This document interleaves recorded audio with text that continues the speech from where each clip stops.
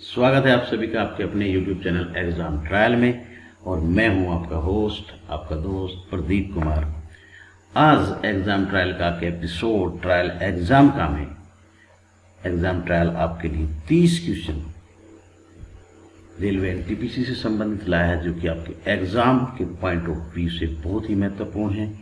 दोस्तों, हमने आपको बताया था कि आपका चैनल लॉकडाउन में चला है। लॉकडाउन की वजह से हम बहुत सारे संसाधन आपके लिए अवेलेबल नहीं करा पाए, जिसके लिए कि हमें खेद है। और जैसे ही कोविड-19 से लॉकडाउन में समय समय पर बाजार खुलने शुरू होंगे, तो आपके लिए हम नए संसाधनों से आपके साथ पढ़ेंगे और इस गेम शो के जरिए। तो दोस्तों, हमारा प्रयास रहता है कि हम विकल्पों के माध्यम से, जो कि आपके प्रश्न के 4 विकल्प होते हैं, उन विकल्पों के माध्यम से आपको ज़्यादा से ज़्यादा जानकारी दे सकें। तो हम आपसे आशा करते हैं कि आप हमारे वीडियो को जब देख रहे हैं तो कॉपी पेन से लेकर वो नोट्स जरूर कीजिए, जो कि हम विकल्पों के बारे में आपसे बात करते हैं। तो चलिए शुरू करते हैं आज का एपिसोड 7। प्रश्न नंबर 1 आपकी स्क्रीन पर। भारत में मीठे पानी की सबसे बड़ी झील निम्नलिखित में से कौन सी है? ऑप्शन ए डल झील, ऑप्शन बी थोल झील, ऑप्शन सी पुष्कर झील, ऑप्शन डी वूलर झील। भारत में मीठे पानी की सबसे बड़ी झील, उम्मीद है कि गैस कर लिया होगा। तो चलिए देखते हैं सही जवाब, और सही जवाब है वूलर झील, ऑप्शन डी वूलर झील। भारत में मीठे पानी की सबसे बड़ी झील वूलर झील है।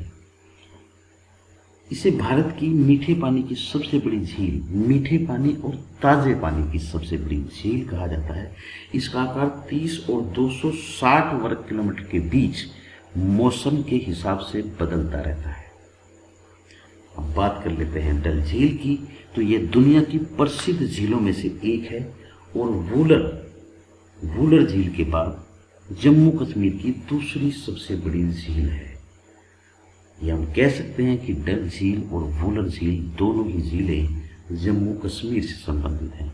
अब बात करते हैं ऑप्शन सी पुष्कर झील की।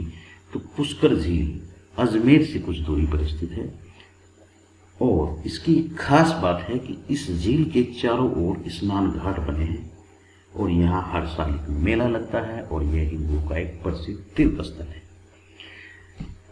चलिए, तो नेक्स्ट क्वेश्चन आपकी स्क्रीन पर ये रहा।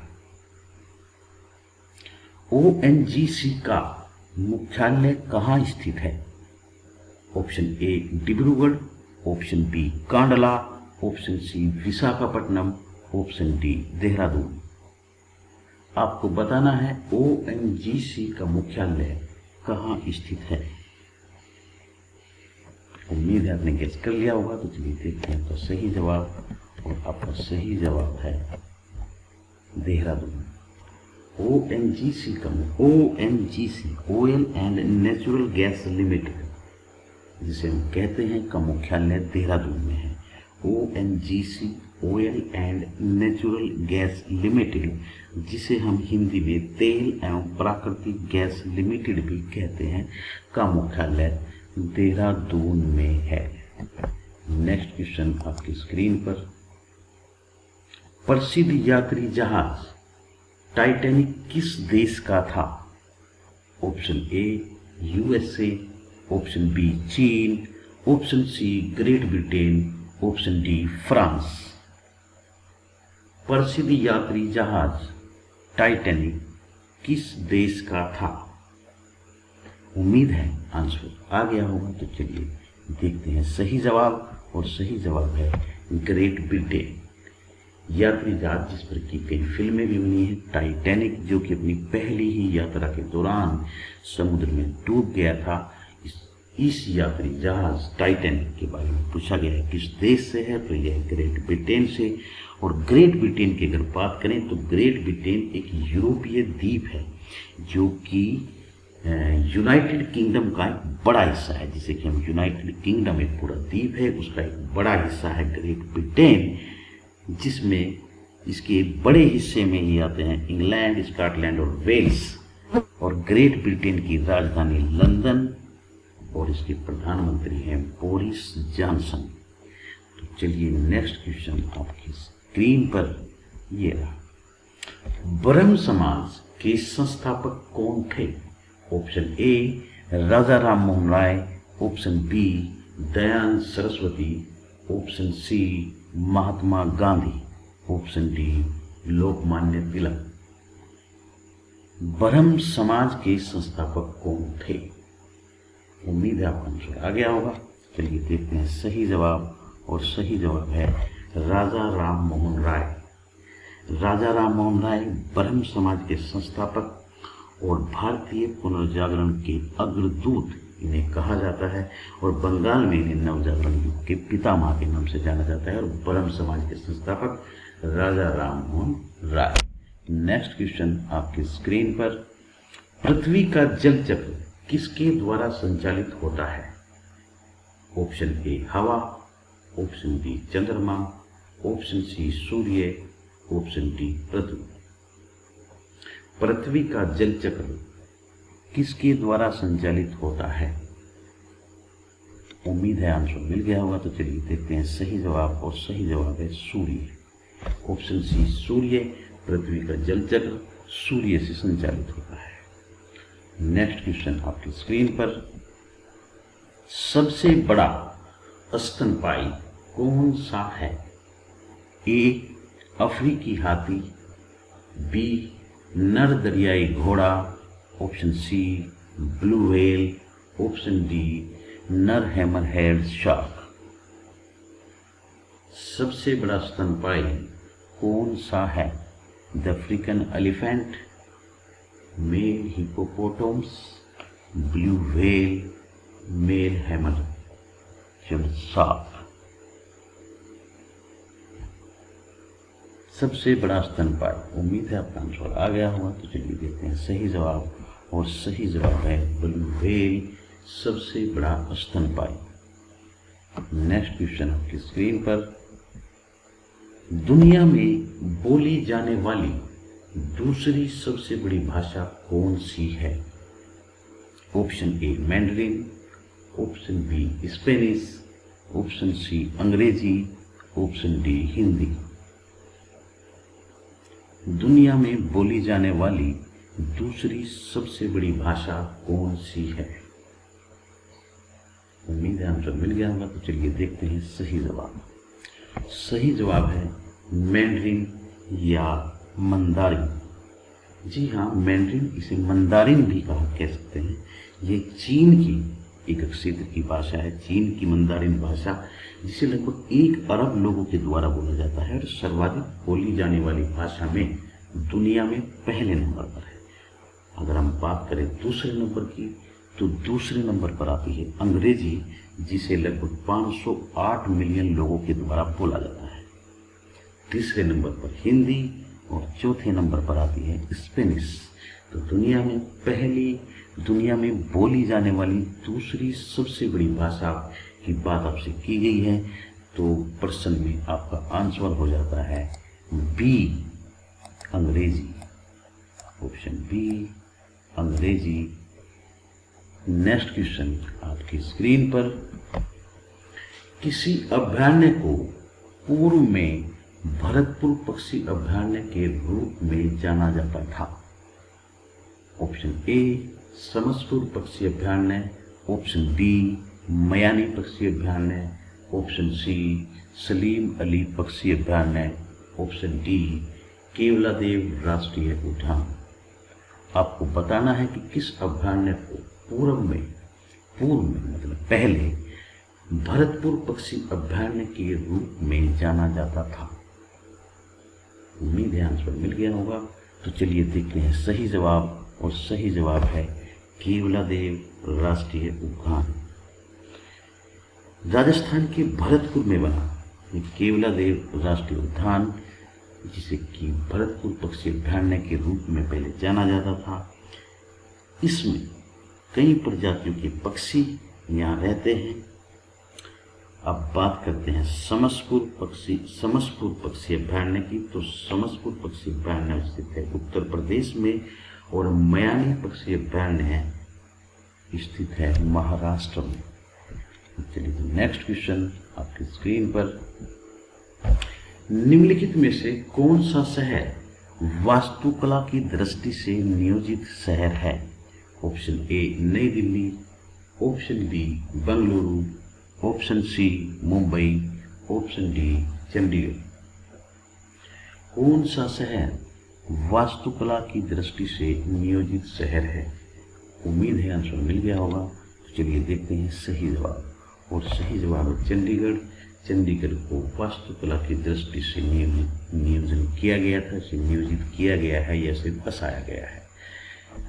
नेक्स्ट क्वेश्चन आपकी स्क्रीन पर, पीछे की ओर उड़ने वाला एकमात्र पक्षी कौन सा है? Option A humming bird, option B kiwi, option C albatross या ऑप्शन डी बाज। पीछे की ओर उड़ने वाला एकमात्र पक्षी कौन सा है? उम्मीद है आंसर मिल गया होगा। तो चलिए देखते हैं सही जवाब, और सही जवाब है हमिंग बर्ड। पीछे की ओर उड़ने वाला एकमात्र पक्षी हमिंग बर्ड। नेक्स्ट क्वेश्चन आपकी स्क्रीन पर, बारिश के तुरंत बाद उत्पन्न हुई मिट्टी की सौंधी खुशबू को क्या कहते हैं? Option A petrichor, option B tempus vernum, option C ब्रोची, ऑप्शन डी इरदा। बारिश के तुरंत बाद उत्पन्न हुई मिट्टी की सौंधी खुशबू को क्या कहते हैं? उम्मीद है आपको स्वर मिल गया होगा। तो चलिए देखते हैं सही जवाब, और सही जवाब है ए पेट्रीचोर। बारिश के तुरंत बाद उत्पन्न हुई मिट्टी की सौंधी खुशबू को पेट्रीचोर कहा जाता है। नेक्स्ट क्वेश्चन आपकी स्क्रीन पर, चाणक्य का एक अन्य नाम क्या था? Option A Devavarman, option B Vishnugupta, option C Ramagupta, option D Brajeshwar. Chanakya का एक अन्य नाम क्या था? चलिए देखते हैं सही जवाब, और सही जवाब है विष्णुगुप्त। चंद्रगुप्त के गुरु और अर्थशास्त्र के लेखक चाणक्य, जिनका की शुरुआत में नाम विष्णुगुप्त था और इनकी नीतियों के कारण इनका नाम चाणक्य पड़ा, और इनके पिता का नाम चणी था। नेक्स्ट क्वेश्चन आपकी स्क्रीन पर, भारतीय विज्ञान संस्थान कहाँ पर स्थित है? Option A Kanpur, option B Bengaluru, option C Mumbai, option D Chennai. भारतीय विज्ञान संस्थान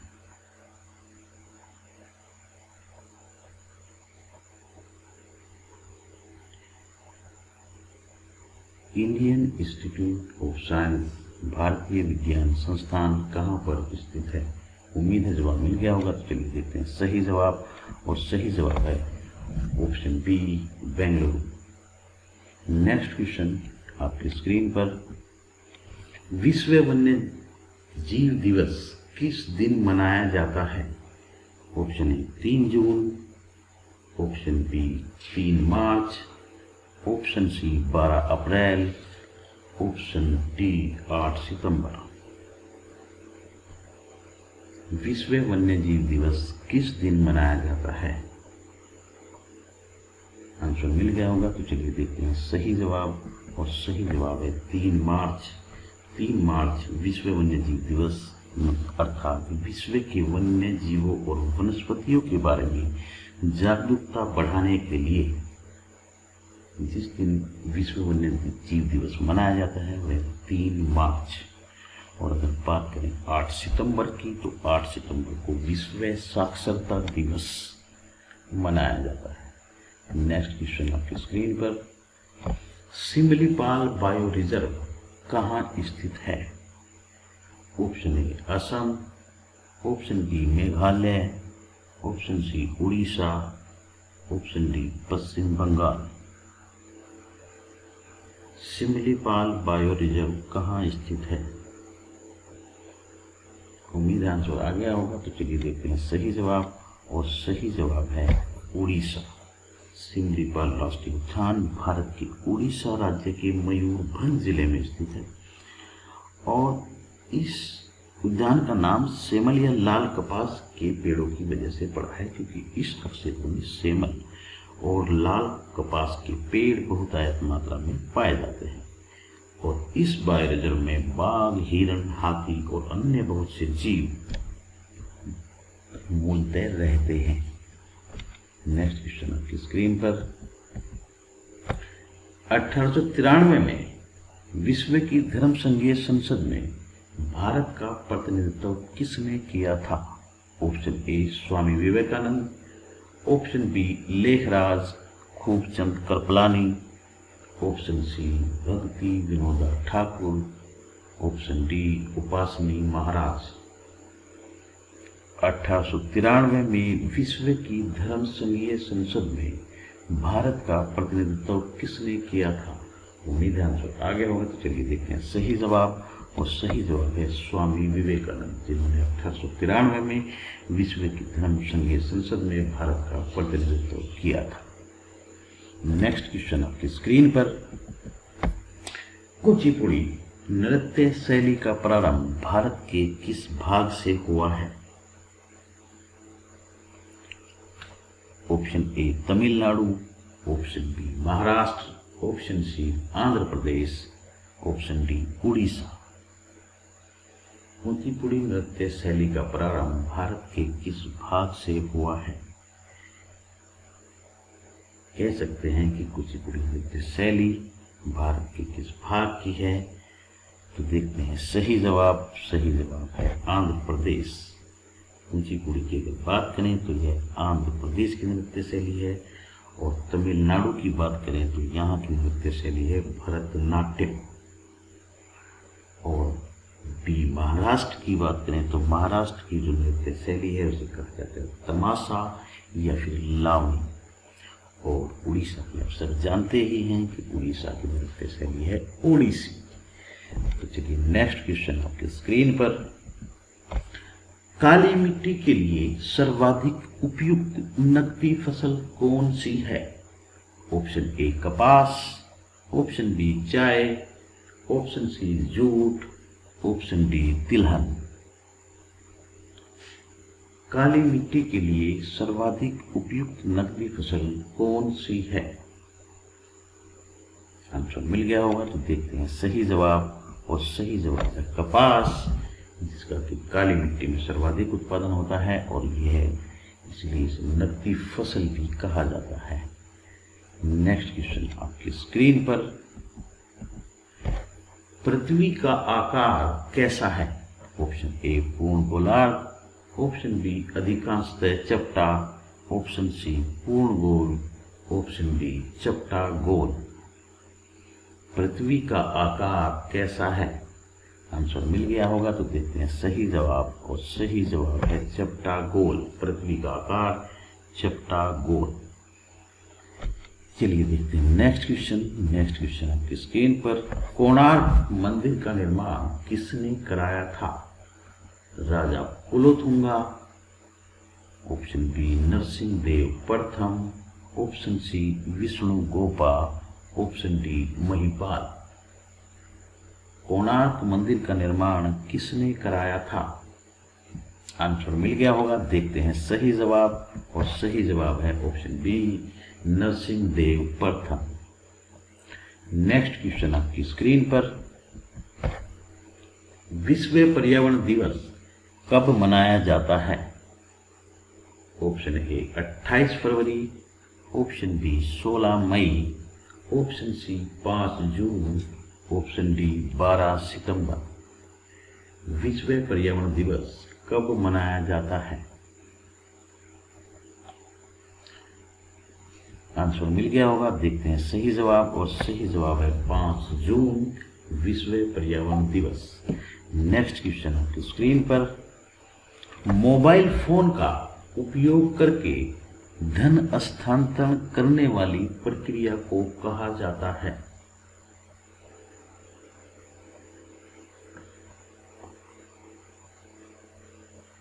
मोबाइल फोन का उपयोग करके धन स्थानांतरण करने वाली प्रक्रिया को कहा जाता है? देखते हैं सही जवाब, और सही जवाब है IMPS। नेक्स्ट क्वेश्चन, आप सब जानते होंगे कि NEFT, ECS, RTGS जो कि बैंकों के द्वारा की जाती है, जिससे कि हम पैसा ट्रांसफर करते हैं। चलिए तो नेक्स्ट क्वेश्चन आपकी स्क्रीन पर।